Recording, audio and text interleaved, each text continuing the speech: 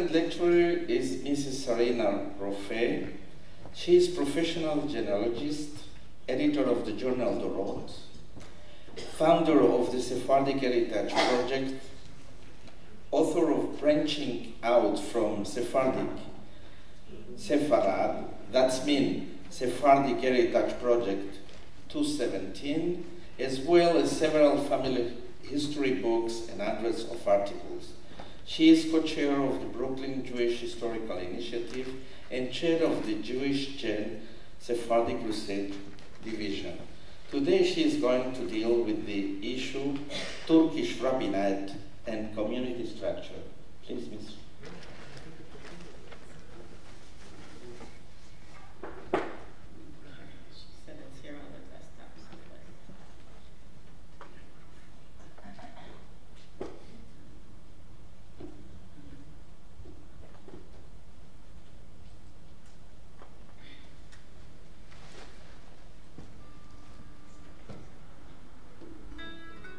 Okay, hi everybody. Of course, I get the privilege of being at the end of the day when you're all tired and ready to go home and hungry and all of that, so we'll try and keep it a little light. This presentation was a year ago when we were supposed to be here, and I was supposed to be here actually with Rabbi Perez from Istanbul. He actually gave me this presentation, so I can't take complete credit for it, and I just want to make sure that I put that out there. Rabbi Perez, I know because I've been to Istanbul, I've been to his home, and he hosted me several times. And the way I met him is that he is a student of my cousin who runs a yeshiva here in Israel called Midrash Sephardi. Midrash Sephardi is, you might consider it the yeshiva that's the Chabad of the Sephardic world. So most places in the world where you might find Sephardic rabbis, they probably would have come out of Midrash Sephardi, which is the yeshiva here in Israel. I'm sorry? They're not, I'm sorry.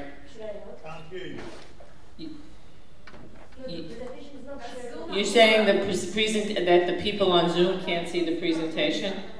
Okay. I need technical assistance then. Okay. All right, she's coming.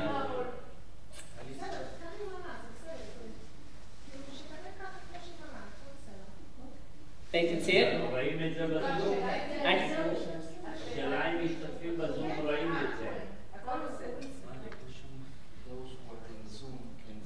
Can't see it. Okay, so how does that? It's okay? Okay. All right. I'm going to ask that the lights come a little bit up because I can't read my presentation in the dark. Okay, so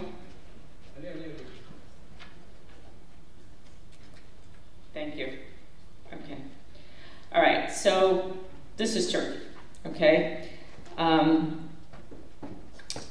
This presentation focuses on the Jewish community of Istanbul and Western Turkey, the presence of Jews in Eastern Turkey, which is where my family would have come from, in places like Iskenderun, Gaziantep, Kilis, Antakya, and other places that border Syria decreased to minuscule numbers. Most Jews now live in Western Turkey, so that's our focus. The Jewish community in what is today Turkey began at the time of our forefathers, Abraham, Isaac, and Jacob, and it continued into the Ottoman period, which lasted for hundreds of years. You all know that in 1492, Ferdinand and Isabella expelled this Jewish community with the Alhambra Decree. Those who did not convert to Catholicism had to leave. Many fled to Portugal, North Africa, and Italy. So Bayezid II sent the Ottoman Navy under the command of Admiral Kefal Reis to Spain in 1492 to help evacuate them safely to Ottoman lands. He sent out a proclamation, and he said throughout the empire that said Jewish refugees were to be welcomed, and he granted the refugees permission to settle in the Ottoman Empire and become Ottoman citizens. He ridiculed the conduct of Ferdinand II and Isabella of Castile, and in expelling a class of people so useful to their subjects. Quote, "You venture to call Ferdinand a wise ruler," he said to his courtiers, "he who has impoverished his own country and enriched mine." Bayezid addressed a firman to all the governors of his European provinces, ordering them not only to refrain from repelling the Spanish refugees, but to give them a friendly and warm reception. Anybody who didn't was threatened with death, and all those who treated the Jews harshly or refused to admit them to the empire. Moise Kapsali, the chief rabbi of the Ottoman Empire in 1492, probably aroused the Sultan's friendship for the Jews and assisted the exiles. He made a tour of communities and was instrumental in imposing a tax upon the rich to ransom the Jewish victims from the persecutions then prevalent. So even though Jews were in small numbers, they were well represented. 525 years later, after 100 years after the creation of the nation of Turkey, there are many Jewish communities. Communities are 96% Sephardic, and we have a few Ashkenazic, as well as mainly based in Istanbul and Izmir. About 20% of the population is over 55. Half of the population is below the age of 44. The community is led by co-presidents in coordination with the chief rabbi, and together they oversee the board of counselors. The chief rabbi oversees the Bet Din and the religious education committee. The co-presidents oversee the executive board and different departments, such as clubs, kosher restaurants, etc. There are synagogue foundations, youth and family clubs, social support, schools, press, and other activities.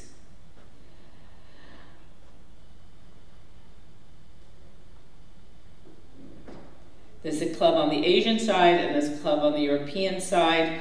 There are many ways for families and youths to be together and make friends. There are clubs on both sides of Istanbul, and there are ways for young adults to socialize and meet, as it's desired that they should meet and marry within the community. Here are some photos of some events in the community. There are at least 19 synagogues currently in the Istanbul area and its suburbs. There are also 2 summer synagogues that open as people leave the city for the beach. Each synagogue has an independently elected board of directors. These are not congregations with membership. The foundations that operate the synagogues maintain the heritage of the Turkish Jewish community. These are photos of 3 of the main synagogues. The Aridi synagogue is from the 15th century and is probably the oldest. It was built by the Romaniotes, Greek Jews dating back to the 1430s from the city of Ohrid and what was then the Ottoman Empire and is now North Macedonia. Neve Shalom is said to have moved from Constantinople more than 50 years ago. Sephardic Jews arrived in the Ottoman Empire from Iberia in 1492 and soon were a larger group of Jews in population than the Romaniotes. The Romaniotes of Istanbul became assimilated into the Sephardic culture and adopted Sephardic liturgy as well as the language of the Sephardim Judaism. Aridi synagogue is known for its boat-shaped teva. It's also the only synagogue in Istanbul in which Shabtai Savi, the founder of the movement, prayed. These are, it's not coming up. It's supposed to be locations of different Sephardic communities. Ah, there it is. Okay, so these are the locations of different communities throughout Turkey, large synagogue locations. And let me talk now a little bit about the religious staff and the services provided. So this community has shochetz, mohelim, hazans, mikveh, kosher catering, at least 6 kosher butchers, kosher cheese, and kosher wine. Denet is the kashrut certification. Oh, gotta do it one by one here.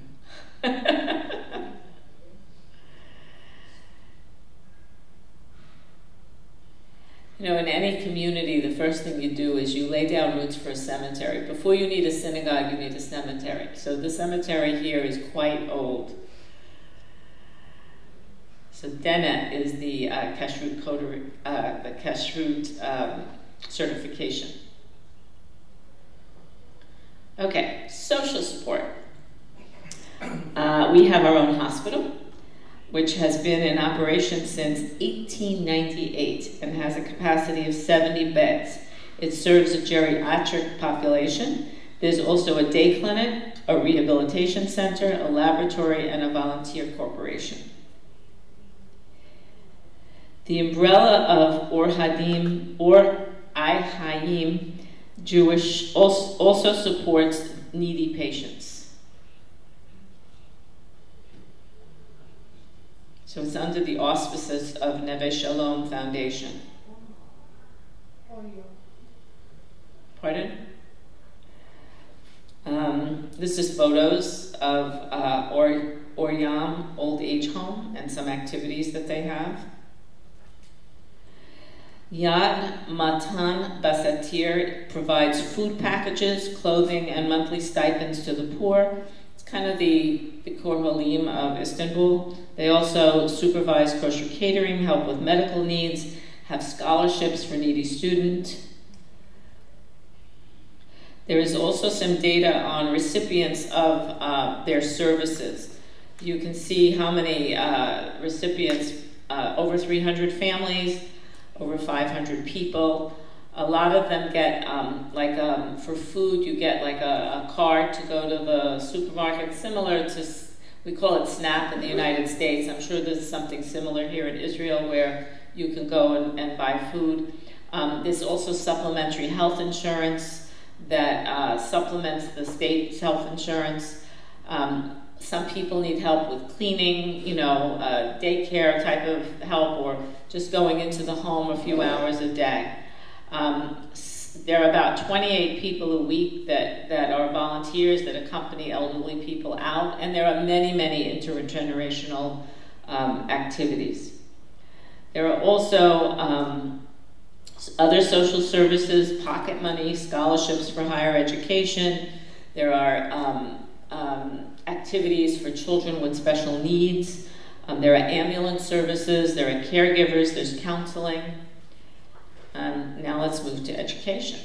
So the Rabbi Perez actually teaches in the Jewish day school, but the day school has, as of last year, so this data is a year old, 530 students from kindergarten to high school. It was established more than 100 years ago, in 1915, and its location was built by community founders in 1993.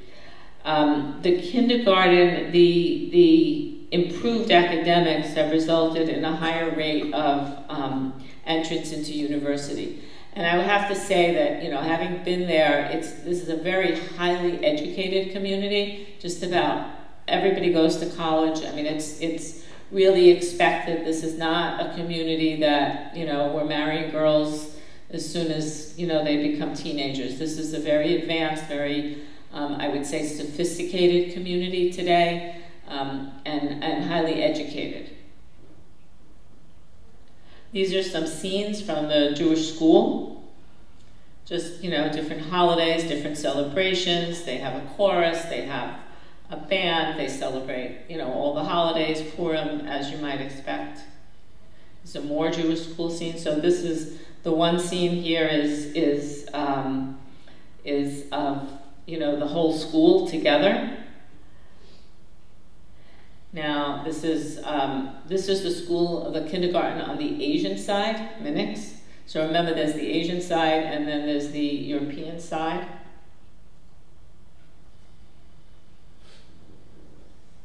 So they have, obviously, everything you would expect in a community: Talmud Torah, Bar Mitzvah, lessons, pre-marriage education for couples that are getting married, Hebrew groups, which is, like Kollel if you want, Torah discussion for adults, cultural education and educational activities, pretty much for everybody. There are lots of cultural activities that happen really throughout the year within the community. These are some bar and bat mitzvah ceremony pictures. We have several, in Istanbul, there are several publications to report on events. There's a weekly Ladino newspaper. There's also a monthly Ladino publication called El Aman Esser, and they're continually publishing new educational materials and books in Turkish. They also have a very rich archive for research and a book collection. And a little bit about that, as a genealogist, I'm always interested in genealogical records. And a number of years ago, I want to say at least 10, there was an effort to database the marriage records from the Jewish community in Istanbul. And it was all databased, and it was all put online for search for genealogical purposes. But the community asked that it be taken down, I think because they felt a little insecure about their safety and for political reasons. So now if you want that information, you have to ask them to do a search, although I do know the researcher behind it who did all of it and got it put up. So I have a little bit behind the scenes in there. Inside Neve Shalom, there's a museum that shows Jewish life in Turkey. This is the museum. And the Jewish community, it's located in Neve Shalom, within the synagogue. And it provides kind of a window into the past and into the present. So every year, the Jewish community, while it likes to keep a low profile, this is an event, they have it every year. It's European Day of Jewish Culture. And it's a big deal there. It's a big deal to have this event.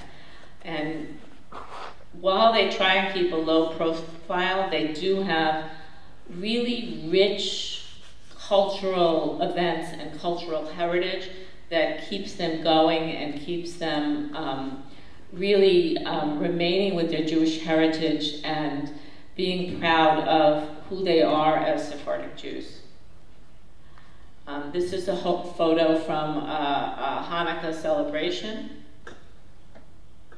So you can see, we have these all over New York City where you have these great big menorahs with the Chabad. This is kind of their equivalent. More photos of Hanukkah. This is from all different communities throughout Western Turkey.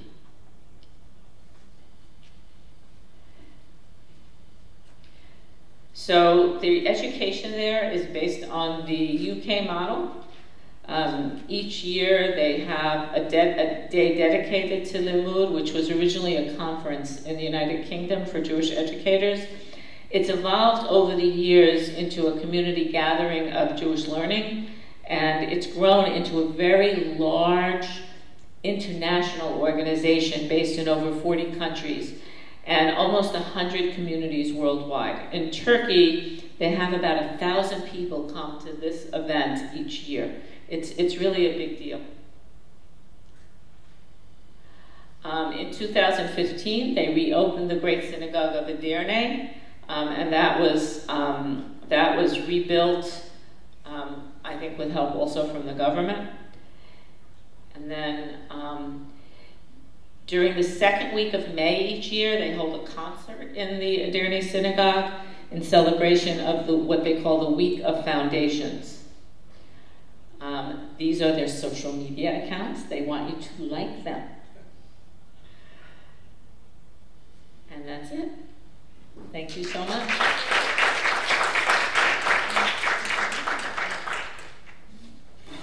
Thank you. Thank you for this illustrative and very interesting panoramic Jewish life in Turkey. Now we have the last lecture of this